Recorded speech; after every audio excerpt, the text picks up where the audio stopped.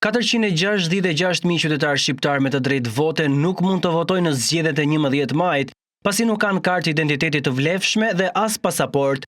Nënkryetari i PD-s Suajert Bylykbashi kërkon që qeveria shqiptare të nxjerrë menjëherë një VKM ku të lejojë shqiptarët të votojnë në zgjedhjet e kësaj të diele. Qeveria shqiptare zgjati vlefshmërinë vetëm për zgjedhësit që jetojnë jashtë Shqipërisë, duke diskriminuar ata që janë në Shqipëri. Ky diskriminim është antikushtetues dhe rrezikon të drejtën e votës të këtyre 466.000 shtetësve që banojnë Shqipëri dhe 11 maj duan të votojnë të shprehin të drejtën e tyre kushtetuese. I kërkojmë qeverisë që pa vonesë të nxjerrë akti normativ dhe të zgjasë vlefshmërinë e dokumenteve të identitetit vetëm për arsye zgjedhore që këta shtetas më 11 maj të kenë mundësi të votojnë. Një thirrje PD e pati edhe ndaj Komisionit Qendror të Zgjedhjeve. I kërkojmë Komisionit Qendror të Zgjedhjeve si organi suprem në mbarvajtjen e zgjedhjeve që ta kërkojë këtë me forcë në pranë qeverisë në mënyrë që këta shtetas kenë mundësinë që të votojnë.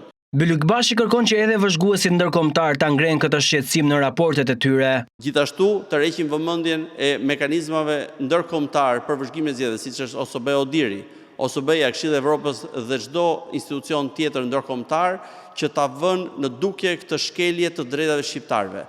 Kjo zgjidhje bëhet tani, menjëherë në mënyrë që më 11 maj të gjithë shtetet shqiptar të kenë drejtën të shprehen për ndryshimin, për të ndryshuar këtë regjim autokratik.